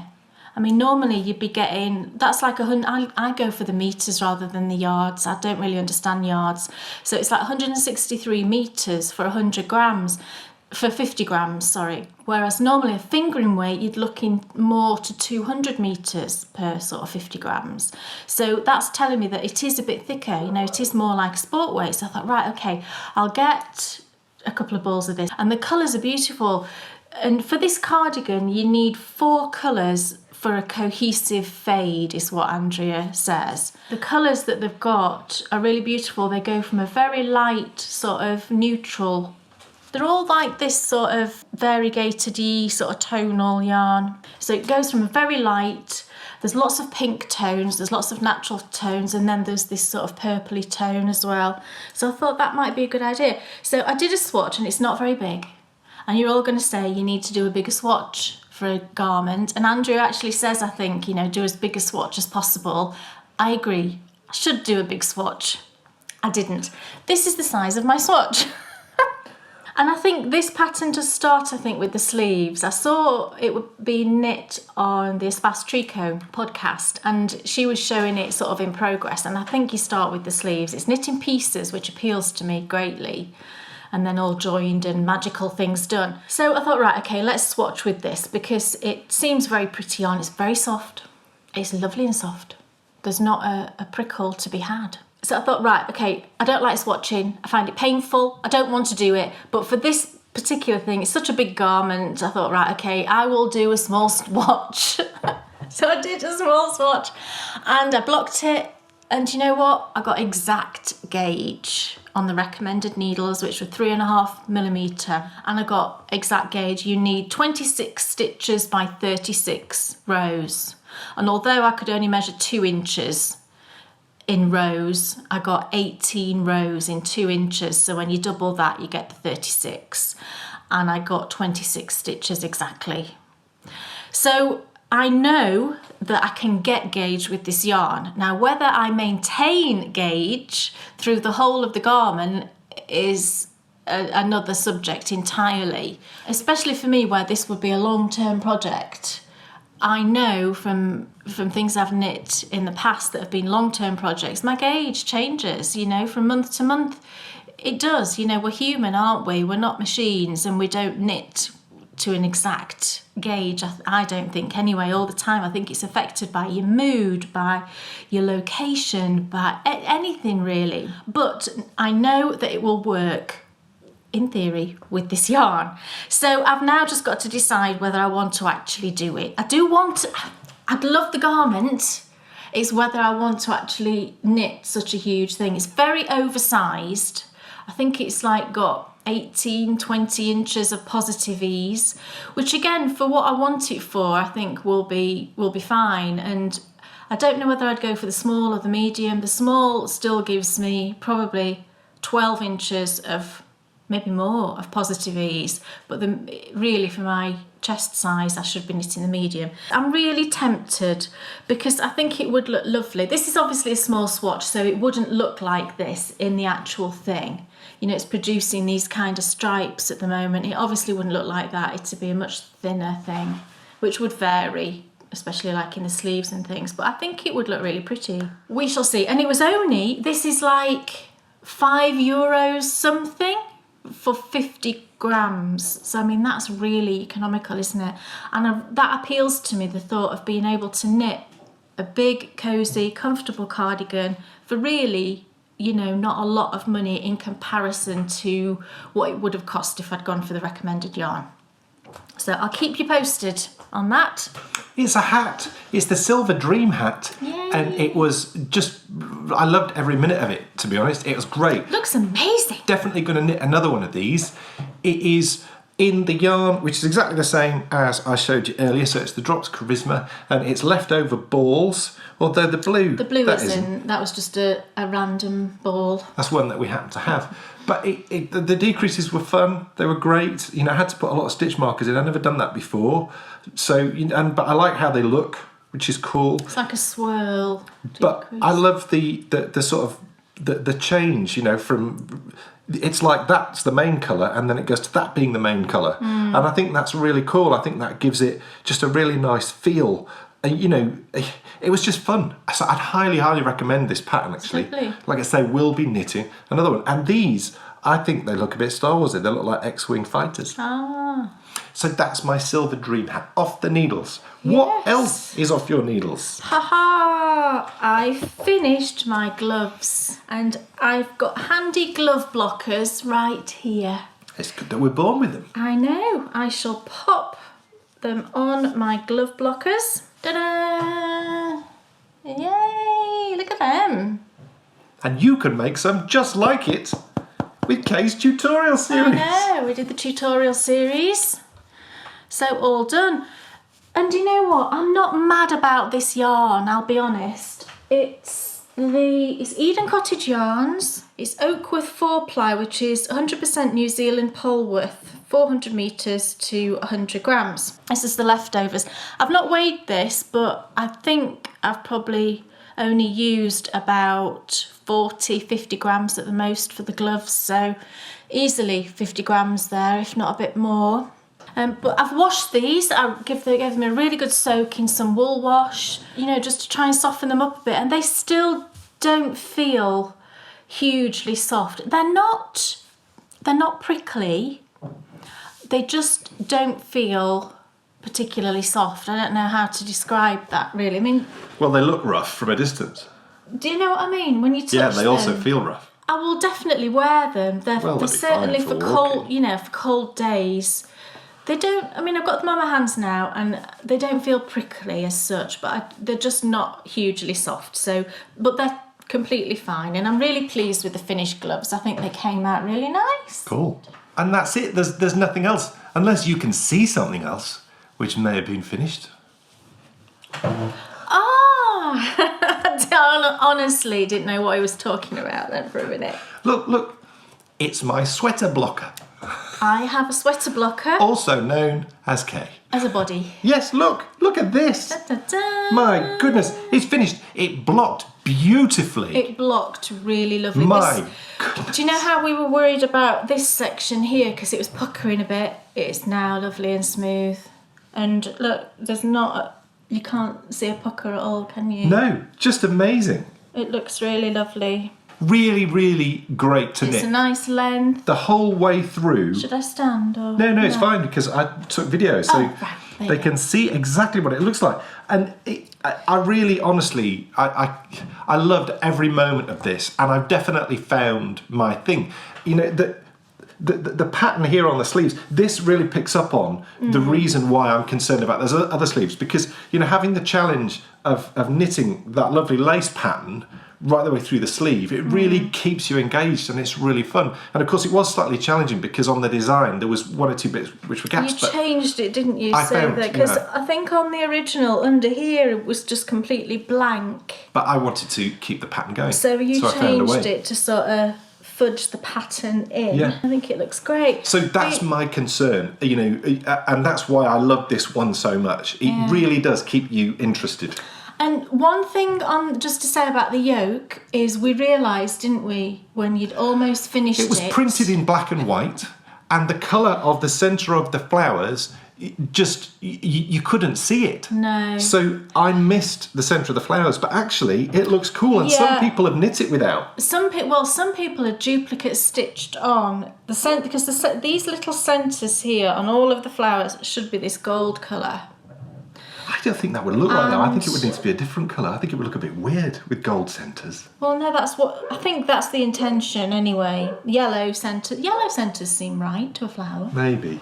I just can't imagine. But we only realised when he was right up here, and I said, do you know, I'm sure those flowers are supposed to have a centre to them. And then I looked at the chart, but like Dan said, because we printed it in black and white, you can, if you look really closely, you can see that centre stitch is a slightly different shade to white, but really... And what is so clever about the Tin Can Knits pattern is they have created a special little shape to signify a third contrast colour. Yeah. So rather than trying to go on, you know, lots of different shades of grey, this has a totally different shape, so you can't miss the fact. I think obviously if you printed it in colour you would have seen the colours. But I know a lot of us don't like to print in colour because it's very expensive to print in colour, isn't it? Tin Can Knits must have thought that through, which I think is brilliant, isn't it? Yeah. It's a really sort of thoughtful... So there's no way, even though I messed it up and I just misread it, but I saw that I'd misread it and I was able to see that I'd misread it, and that was the whole problem with this. You just couldn't see. But no, but you know, I could have duplicate stitched all the centres, but honestly, I just thought, you know what, I do not want to do that. It looks absolutely But fine. we think it looks okay. Well, You know, I don't think it really looks nice. okay. I know it looks okay. It's the Sawyer. It's by Anna Maltz. She was super helpful. And, you know, highly recommended if you like the look of it and you fancy it. Particularly love these little sections and how that sort of links it all together. So I think the whole thing's lovely. The lace, I really love the lace, and I love this, and I love this stripy bit. I will be going into great detail on the finish of this project in the next couple of Journey to the Centre of the Yokes. So tune into that, I think, is next week. And I'll talk you through exactly the whole process of getting it off the needles, because there was some interesting moments. That's it. It's time for us to find out what the Endy Bits are. That was a weird way of saying it. Yeah, I know, it's fun. It's different. Ah, okay. I do have a couple of Endy Bits. Excellent. Let me bring over my basket. While you're doing that, I'll remind you that you can, of course, come and get involved. Kay's already mentioned it, and now that's what I call Knitting Cal. I think you're going to show some prizes. Yes. I've already shown you the prize that's from me that I've dyed up. I've also pulled out of my stash, when the new Opal Claude Monet colours came out, I actually ordered 2 full sets. There was 8 skeins in each. in the colour, the full colour range, there was 8 different colours, because there were certain ones that I wanted duplicates of, and I thought, well, I'll keep the ones I want duplicates of, and then I will use the others as giveaways. So what I've done is I've put 2 together, and this will be another prize in the Now That's What I Call Knitting. So you get 2 skeins of the Claude Monet. I like that one. I like that one too, yeah. And I've got all these myself. This one is, I don't know. It's a Claude Monet. It's that one.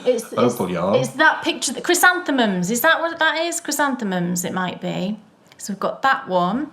And then this one is this painting here. I'm not going to try and pronounce it. Blue, lovely sort of seasidey kind of colours, isn't it? That lady might be just walking down to the beach, although I've probably just made that up. So both of those will be one prize together. Nice. We've got that as a prize. So there's 2 prizes there. There will, I'm sure there will be more than that.